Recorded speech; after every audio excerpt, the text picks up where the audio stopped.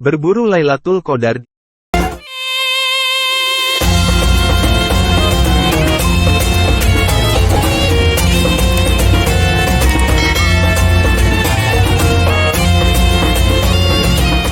Diriwayatkan dari Sayyidah Aisyah radhiyallahu anhu, Nabi Shallallahu alaihi wasallam bersabda, "Carilah Lailatul Qadar di malam ganjil dari 10 malam terakhir di bulan Ramadan." Hadis riwayat Bukhari. Ketika melihat garis finish di depan mata, sang joki berusaha memacu kuda balapnya agar keluar sebagai juara.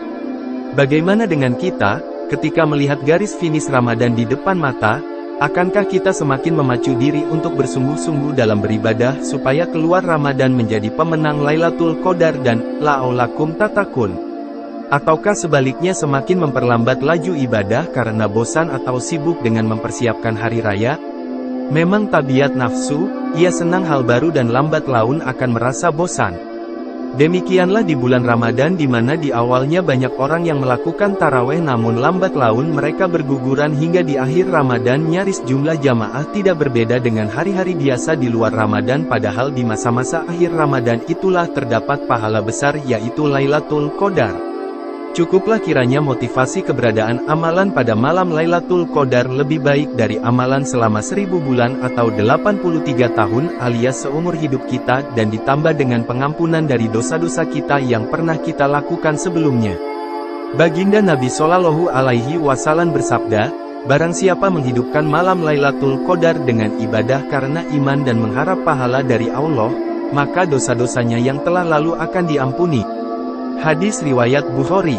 Anas bin Malik berkata, ketika datang bulan Ramadan, Rasulullah Shallallahu alaihi wasallam bersabda, "Sesungguhnya bulan ini telah hadir kepada kalian.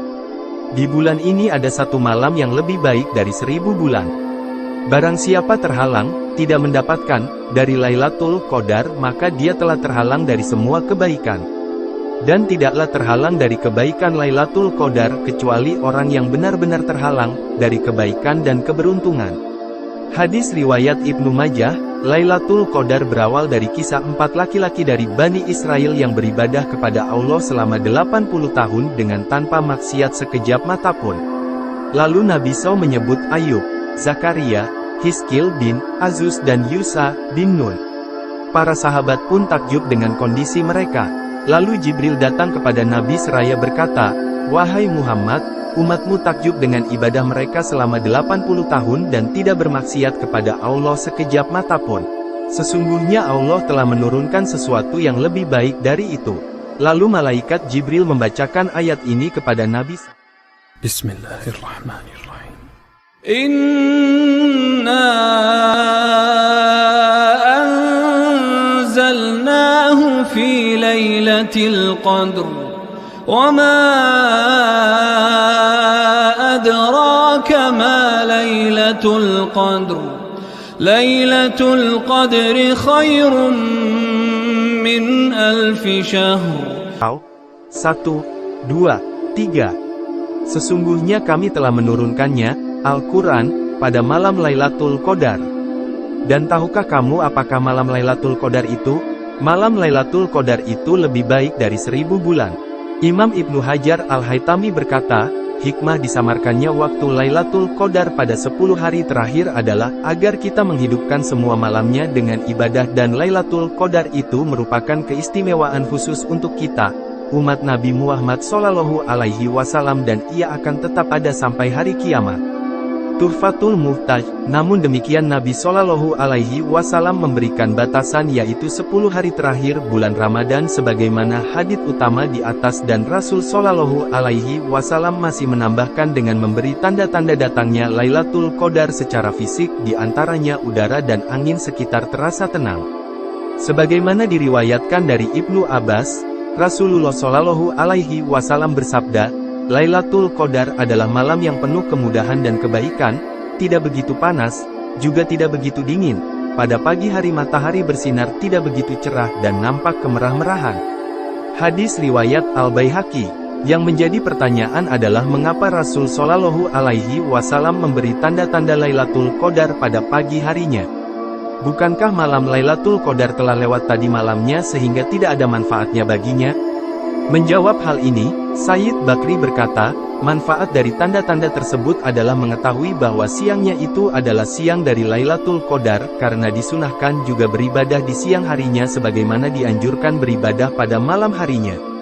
Ianatut Talibin, jawaban ini menurut saya logis, karena pada kenyataannya bahwa terjadinya malam hari itu tidaklah bersamaan di berbagai penjuru dunia. Bukankah jika di Indonesia sudah masuk pagi hari sementara di Arab Saudi masih malam hari? Lantas kapankah Lailatul Qadar itu?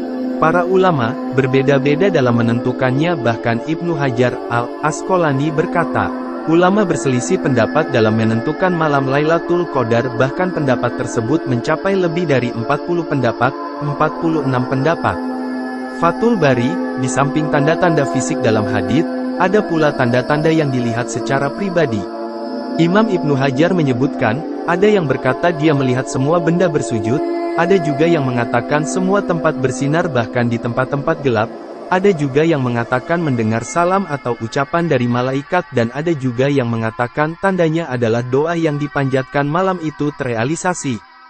Fathul Bari memprediksi Lailatul Qadar sesuai hadits yang diriwayatkan oleh Imam Bukhari di atas adalah 10 hari terakhir, dan Imam Syafi'i berpendapat bahwa kemungkinan terbesarnya adalah malam 21 atau 23, sementara Imam Nawawi berpendapat bahwa Lailatul Qadar itu bisa berpindah-pindah harinya.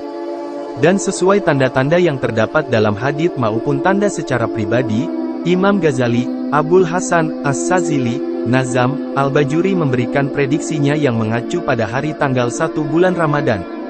Berikut ringkasannya saya sebutkan sesuai urutannya.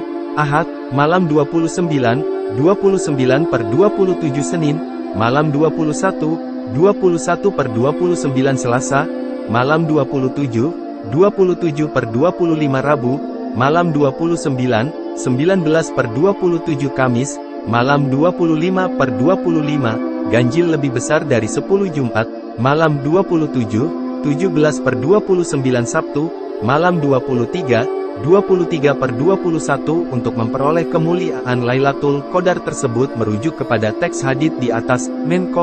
Apakah kita harus menghidupkan seluruh malam dengan ibadah ataukah cukup kita melakukan ibadah yang minimalnya sudah disebut dengan Qiyamul Lail? Sayyid Bakri menjawab, cukup minimalnya, dan ini juga merupakan pendapat sebagian para imam.